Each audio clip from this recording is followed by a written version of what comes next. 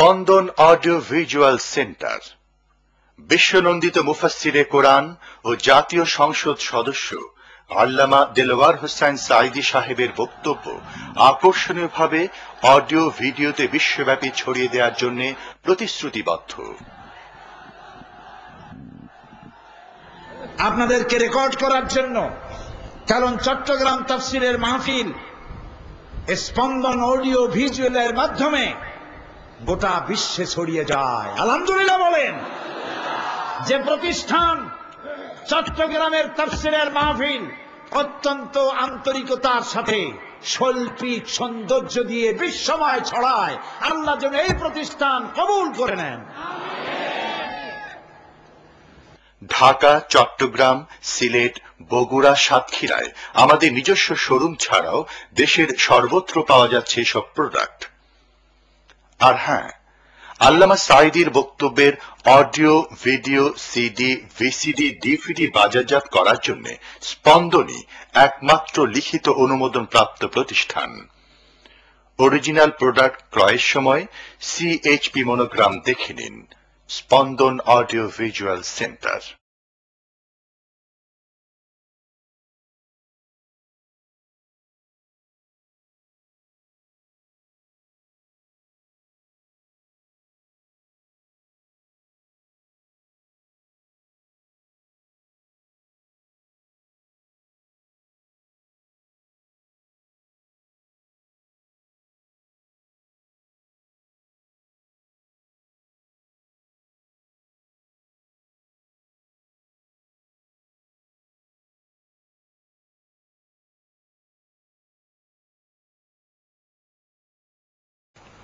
অসীম মেহেরবান এবং বিশেষ করুণাময় তিনি, যিনি রহমান এবং রহিম। রহমান রহিম আল্লাহ পাকের দুটি গুণবাচক নাম। রহমান অপেক্ষা রহিম অপেক্ষা রহমান,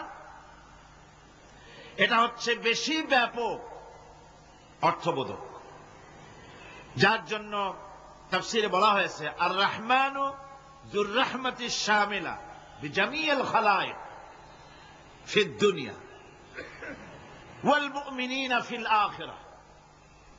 অর্থাৎ রহমান তিনি, যিনি এমন রহমতের মালিক যা বিশেষত গোটা বিশ্বের সমস্ত মানুষের জন্য প্রযোজ্য। আর রহিম হচ্ছে শুধু কিয়ামতের দিন পৃথিবীতে রহমান তিনি দয়াবান পৃথিবীর সমস্ত মানুষের জন্য, এবং কিয়ামতে শুধু মুমিনদের জন্য। রহমান কিয়ামতে শুধু মুমিনদের জন্য। আর রহিম হচ্ছে আর রহিম যুর রাহমাতি শামিলা লিল মুমিনিনা ইয়াউমিল কিয়ামা। রহিম হচ্ছে শুধুমাত্র কিয়ামতের দিন আল্লাহ রাব্বুল আলামিন শুধু মুমিন লোকদের জন্য এই বিশেষ দয়া কিয়ামতের দিন করবেন। এখন রহমান হচ্ছেন পৃথিবীর সমস্ত মানুষের জন্য, সমস্ত প্রাণীর জন্য। তার দান থেকে কেউ বঞ্চিত থাকবে না, সকলের জন্য তার দানের দরজা অবারিত, উন্মুক্ত। এই পৃথিবীর বুকে আমরা দেখতে পাই মানুষ তার বন্ধুদেরকেই দেয়, শুধু সরকার হোক আর সাধারণ মানুষ হোক, আপনজনদেরকে নিজের দলকেই বেশি দেয়। কথা ঠিক কিনা? নিজের দলের প্রতি, আত্মীয় স্বজনের প্রতি স্বজন প্রিয়তা মানুষের শরীরের ভিতরে রোগ হিসাবে কাজ করে, আর এভাবে করে নিজের দল আর আত্মীয় স্বজনকে বেশি করে সুযোগ সুবিধা দেয়। শত্রুকে কেউ দেয় না, শত্রুকে কেউ ডেকে ডেকে কোনো জিনিস দিতে চায় না বা দেয় না। আল্লাহ রাব্বুল আলামিন এমন রহমান, এমন দয়াবান, এমন মেহেরবান, যারা তার ইবাদত করে, যারা তাকে স্বীকার করে, আল্লাহ বলে তাকে যারা সেজদা দেয়, আল্লাহ পাক তাদেরকেও দেন। আর যারা আল্লাহকে অস্বীকার করে, আল্লাহ রাব্বুল আলামিনকে মানে না, তার গুণাবলী কি স্বীকার করে না, তার অস্তিত্ব স্বীকার করে না, তারপরেও আল্লাহ রাব্বুল আলামিন কোন নাফরমান বান্দাকেও রহমত থেকে বঞ্চিত করেন না।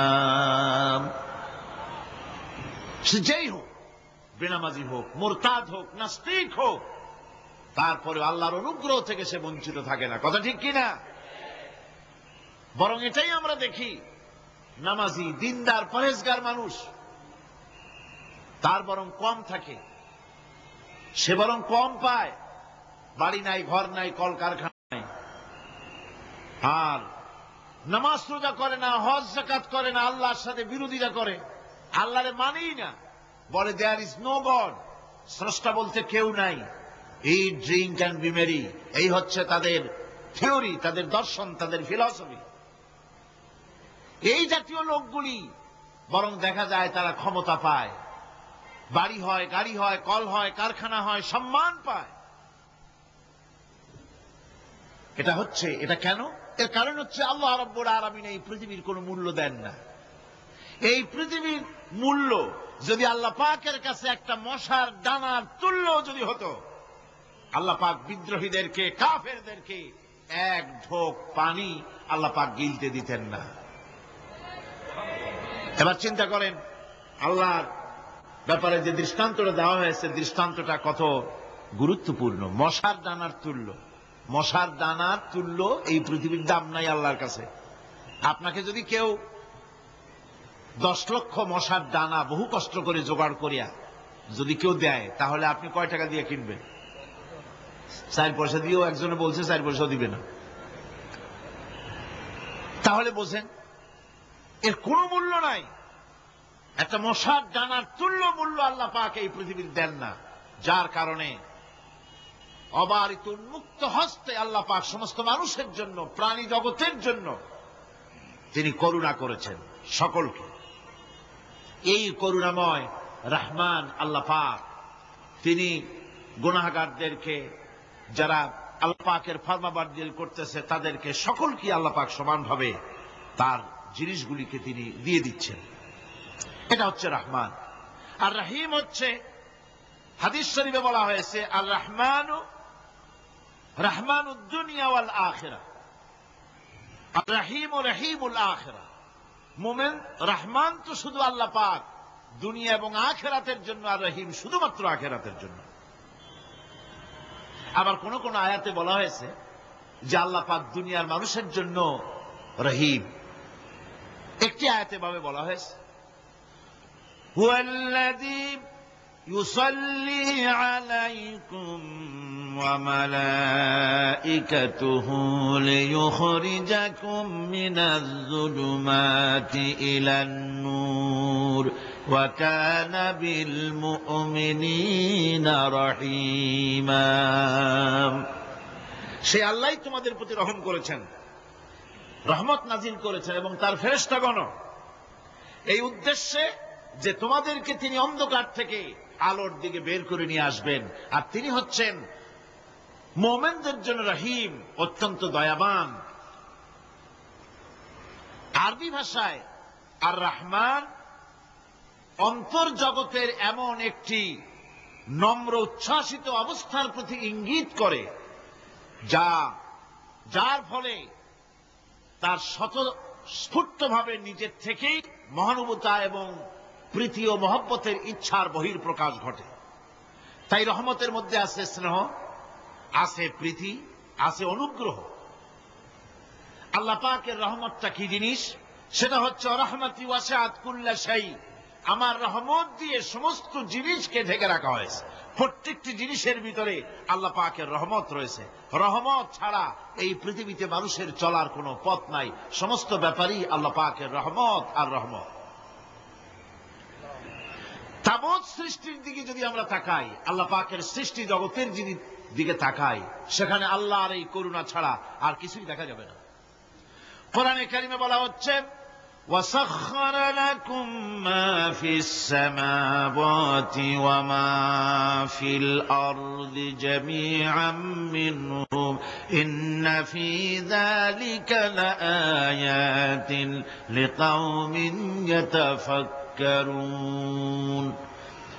আকাশ ও পৃথিবীতে যা কিছু আছে তা সব কিছুই আল্লাহ রাব্বুল আলামিন মানুষের তো করে দিয়েছেন।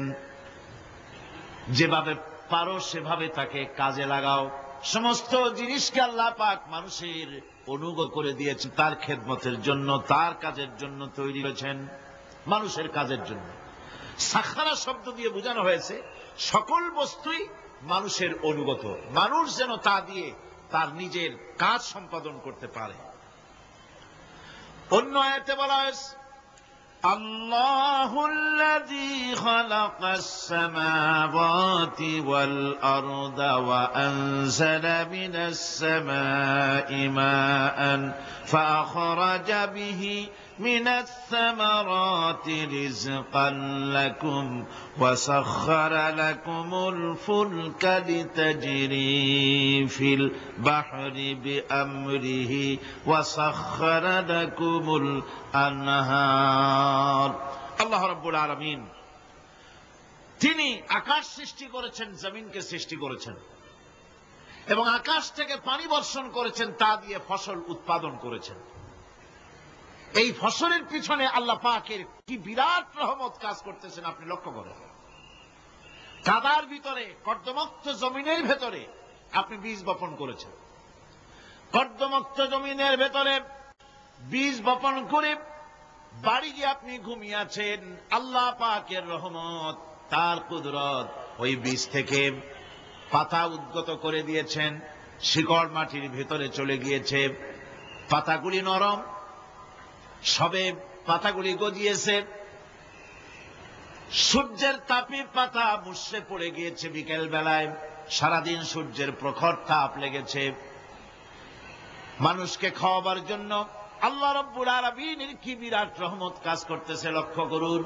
রাতের বেলায় আল্লাহ পাক শিশির বিন্দু নাজিল করে দেন, কণা কণা শিশির বিন্দু ওই মুষড়ে যাওয়া পাতার উপরে পড়ে গিয়ে সারা রাত এভাবে সুন্দর ঠান্ডা বাতাস আর শিশির বিন্দু যত্ন করে করে মুষড়ে যাওয়া পাতাটিকে সকালবেলা পর্যন্ত তরতাজা, সজীব আর প্রাণবন্ত করে দেন। এরপরে গাছ বড় হলো, তার ভিতরে রব্বুল আলামিন ধান দিলেন, গম দিলেন, এভাবে করে যত্ন করে তার শুরু থেকে শেষ পর্যন্ত প্রত্যেকটি গাছকে খাদ্য ব্যবস্থাকে আল্লাহ রব্বুল আলামিন নিজ যত্নে, নিজ কুদরতে, আপন রহমতে সবগুলিকে লালন পালন করে মানুষের হাতে তুলে দিলেন। মানুষকে আল্লাহ পাক সর্বশ্রেষ্ঠ মর্যাদা দান করেছেন, যার কারণে আল্লাহ পাক বলেছেন ওয়ালাকাদ কাররামনা বানি আদম, আদম সন্তানকে আমি সম্মান দিয়েছি, মর্যাদা দিয়েছি। আর সেই মর্যাদা দেওয়ার কারণে যত খাদ্য তার সামনে পেশ করেছি, আল্লাহ পাক আপন রহমতে সব খাদ্যগুলিকে প্যাকেট করে বান্দাদের সামনে হাজির করে দিয়েছেন। কোন খোলা খাবার দেওয়া হয়নি, কারণ মানুষ হচ্ছে আল্লাহ পাকের শ্রেষ্ঠ মেহমান, মর্যাদা সম্পন্ন প্রাণী, মর্যাদা সম্পন্ন মেহমান এই মানুষ। তার সামনে কলা দেওয়া হলো কভার করে, প্যাকেট করে। আনারস বলেন, আম বলেন, কাঁঠাল বলেন, যত রকমের ফল আল্লাহ পাক দান করলেন, বেদানা বলেন, আপেল বলেন, সমস্ত ফলগুলিকে, খাবারগুলিকে আল্লাহ পাক প্যাকেট করে করে আপন রহমতে বান্দাদের সামনে হাজির করে দিয়েছেন। তার এত দয়া, তার দয়াই আকাশ থেকে বৃষ্টি হয়, সেই বৃষ্টিতে ফসল ফলে। তার দয়ায়, তার রহমতে তিনি পানি মানুষের আয়ত্তে করে দিয়েছেন। এই পানির উপরে জাহাজ পরিচালনার জন্য আল্লাহ পাক সুযোগ করে দিয়েছেন। জাহাজ পরিচালনা করা হচ্ছে সমুদ্রের ভেতরে মানুষের জন্য। এভাবে করে আল্লাহ পাক সব জিনিসকে তার সুযোগের মধ্যে এনে দিয়েছে। এরপরে আল্লাহ পাক বলছেন ওয়াআতাকুম মিন কুল্লি সালতুমুহু وَإِن تَعُدُّوا نِعْمَةَ اللَّهِ لَا تُحْصُوهَا إِنَّ الْإِنسَانَ لَظَلُومٌ كَفَّارٌ। আল্লাহ পাক বলেন, তোমাদের প্রতি আল্লাহ পাকের দয়া, তার রহমত, তার করুণা এত বেশি, তোমাদের সকল চাহিদা তিনি পূরণ করেছেন, কোন চাহিদা বাকি রাখেন নাই। আমাদের চাওয়ার আগে আমাদের যা কিছু প্রয়োজন আল্লাহ রাব্বুল আলামিন সব সাপ্লাই করেছেন। যেরকম সুবহানাল্লাহ। ওই আল্লাহ পাক বলেন وَإِن تَعُدُّوا نِعْمَةَ اللَّهِ لَا تُحْصُوهَا। বান্দারে, আমার নিয়ামত যদি গণনা করো, গুনতে গুনে গুনে গুনে আমার নিয়ামতকে গুনে শেষ করতে পারবা না। এত অসংখ্য নিয়ামত ছড়িয়ে ছিটিয়ে রেখেছি বিশ্ব জুড়ে, সর্বত্র সব জায়গায় আমার করুণার ছোঁয়া তোমার চোখের সামনে পড়বে। الذي جعل لكم الأرض مهدا وجعل لكم فيها سبلا لعلكم تهتدون। আল্লাহ পাক যিনি জমিনকে, এই পৃথিবীকে তোমাদের জন্য বিছানার মতো বিছায় দিয়েছেন, আর বিচরণের জন্য সমতল পথ তৈরি করে দিয়েছেন। এই পৃথিবীটা তোমার জন্য কি সুন্দর করে আল্লাহ পাক একটা গালিচার মতো করে বিছায় দিয়েছেন, সবুজ ঘাস তাতে রয়েছে। এই পৃথিবীর মাটি আল্লাহ পাক মানুষের জন্য কি সুন্দর ঘাটিতে পরিণত করে দিয়েছেন। এই মাটির আল্লাহর রহমতটা দেখুন, একদিকে মাটি নরম, আবার এমন নরম নয় যে 10 তলা 20 তলা 50 তলা বিল্ডিং করলে পরে এর ভারের চোটে ভিতরে ঢুকে যাবে, এরকম নরম নয়। যেখানে যতটুকুন প্রয়োজন ফসল ফলাবার জন্য বৃষ্টি দিয়ে মাটি নরম করে ফসল ফলাবার ব্যবস্থা করা হয়। আবার বিল্ডিং তৈরি করার জন্য মাটি যেমন শক্ত হওয়া দরকার তেমন শক্ত আল্লাহ পাক করে দিয়েছেন। এখন তো 130, 35, 40 তলা পর্যন্ত, তারও বেশি তলা বিল্ডিং তৈরি হচ্ছে। আমি 135 পর্যন্ত উঠেছি আমেরিকায়, 135 তলা বিল্ডিং। এটা উঠতে 39 সেকেন্ড লাগে মাত্র।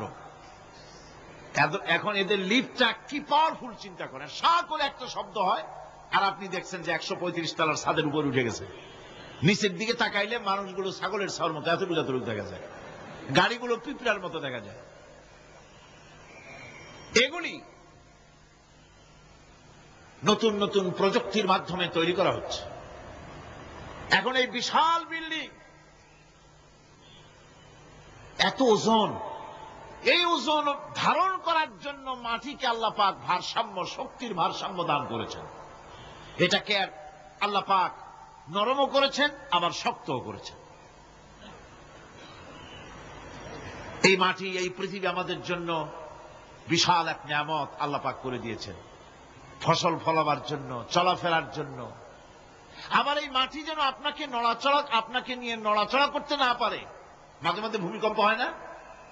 পৃথিবীতে ভূমিকম্প জোন যেগুলি আছে সেগুলি হচ্ছে Japan, China, turkey, Iran, America, এরকম বিভিন্ন দেশে ভূমিকম্পের জোন, এগুলি ভূমিকম্প এলাকা।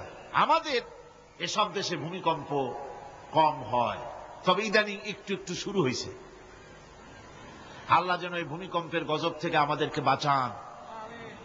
এত আস্তে আমিন বললেন কেন?